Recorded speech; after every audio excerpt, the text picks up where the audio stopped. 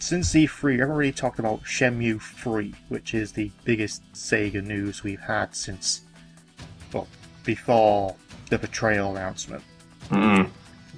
As of right now, I'm looking at the Kickstarter page, it's past its $5 million goal. So, I think there was a promise on that, something about reaching 5 million. Yeah, they've put stretch goals all over the place anyway.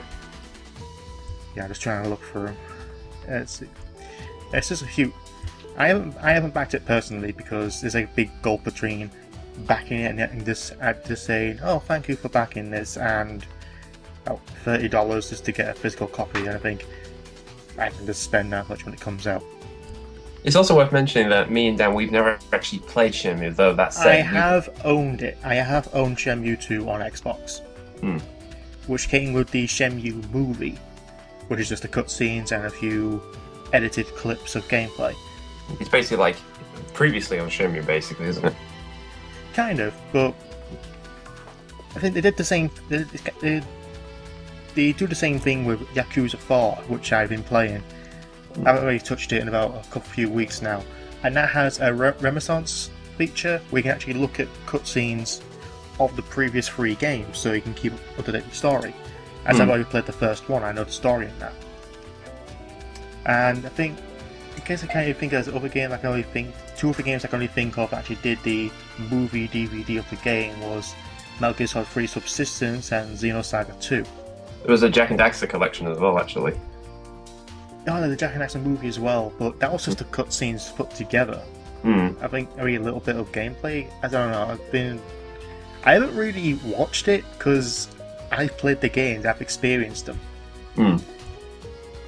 So far as Shenmue goes, I just compare it to Yakuza since they are both similar in the gameplay and the design. It's open world, the story going on, there's missions to do, and there's a lot of stuff to see and interact with. Even for the time, for the Dreamcast, it was the most expensive game made at that time. Yeah, I mean that was the big thing with the Dreamcast, was outside of Sonic Adventure, Shenmue was like, this is the reason you want to get a Dreamcast, this is what we can do with this technology. Apparently their stretch goals reached to 11 million. Which basically they're not going to get because they've got about just about 2 days left, and I doubt they'll make 6 million from that time. Yeah. Well, let's be fair, I mean, they got enough money to make the game anyway. Yeah, they have. Well, I think the idea behind the Shenmue 3 Kickstarter, is why was it needed?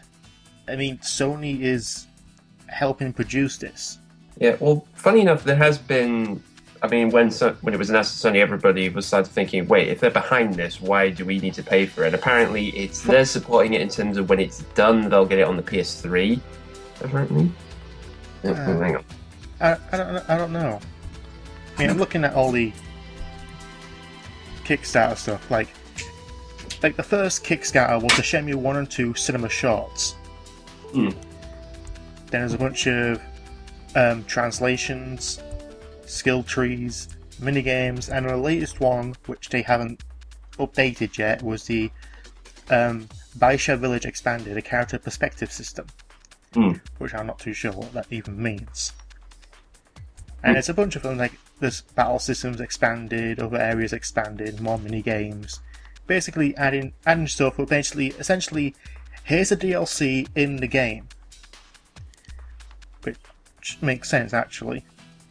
I think, well, the best way really, for me, I think the best way to describe it is like when I did the Back and Forth Broken Sword 5, I mean, of course, they did the same thing is, look, if you give us this amount of money, we'll get the game made, but if you give us more, then we can add stuff to it, like...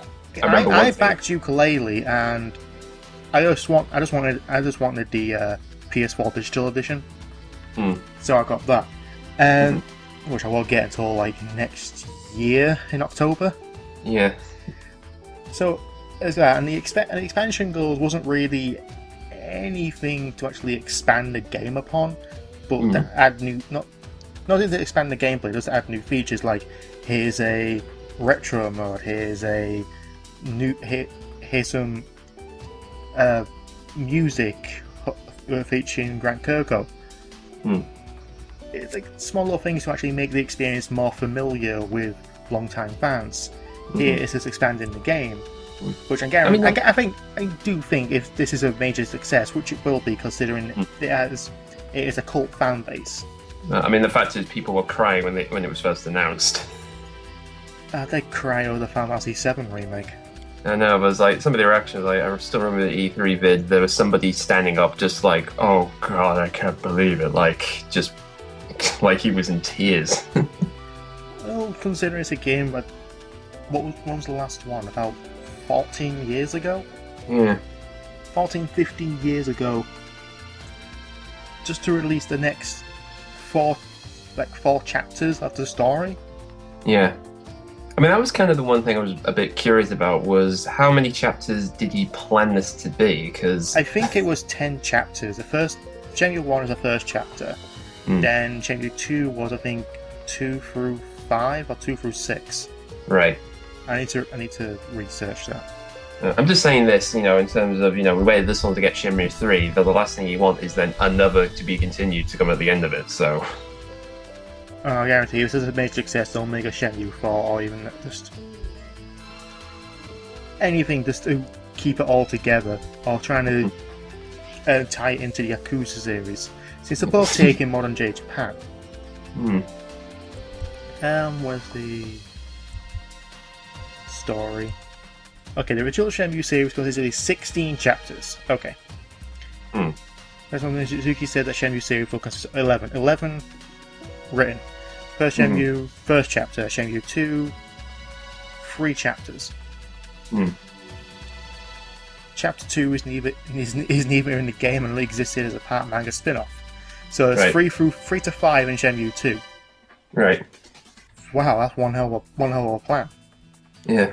But like I said, I mean, let's be fair, I mean, plans always get changed depending on how you actually make it for real. It's one thing to come up with it, and when you have to put it down into physical work, you're going to have to prioritize yourself. Yeah, I'm looking at the history of this, and there was a trademark on Complex.com, not Complex, on Sega America.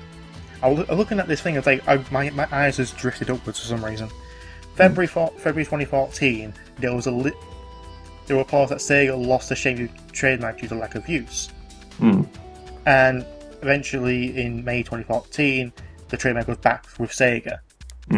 So I think that this instantly is like, oh yeah, they renewed the trademark, and all of a sudden, the hype was there. It's like, we're going to get Shenmue 3? We're going to get Shenmue 3. You added them in All-Stars, where the fuck is Shenmue 3? Yeah, I mean, let's be fair. I mean, it's been bugging for years, both for Yu Suzuki and Sega. It's like, are you doing the Shenmue 3? Why aren't you doing it? Can't you do it? Why can't you do it? And all that jazz. Yeah. And again, this whole thing of, he said he was interested to do this as a Kickstarter, and I think, again... From what I heard, originally, it's like, looking on TSSC and Sonic Stadium on this, because that's a lot of Sega's that gets reported there around as the Sonic. Apparently it was to gauge interest. Like, if you announce a game which is a sequel to a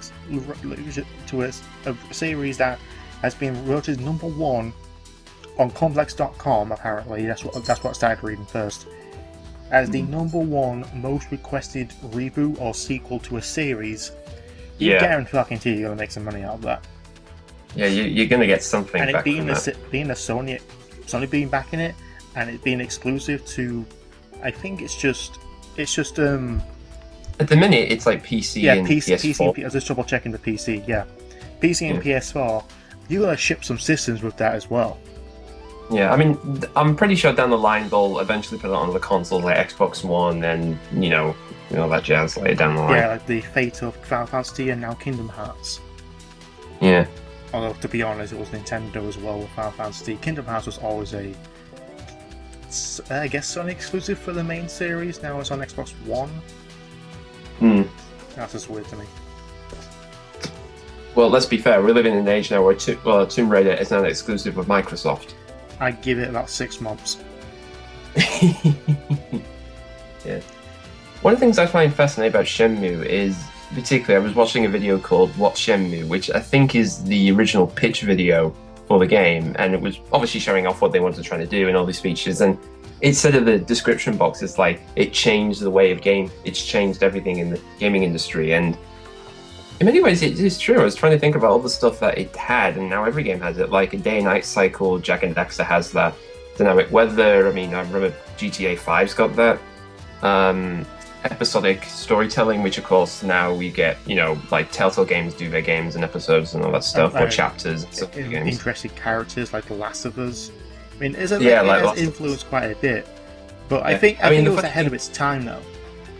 The one thing it's funny because the one thing it suddenly brought to my attention was the combat system, where it's like, you know, you could fight all these different people, and thinking, this is directly from the Arkham series. You know, the fact that, you know, Shenmue was a game where you could beat up people and counterattack other people and throw them into obstacles. Like, Batman has done that and has perfected it, pretty much that style. So I am interested. On one hand, I do sort of respect Shenmue of what it's done, like what it's done for gaming, but I'm also very curious and somewhat apprehensive on how it's going to continue it or do new things with its own format, really. Well, I guarantee a lot of people will bring up that Shenmue is copying other people, and here's our argument. Well, Shenmue did it first. Let's be fair. Yeah.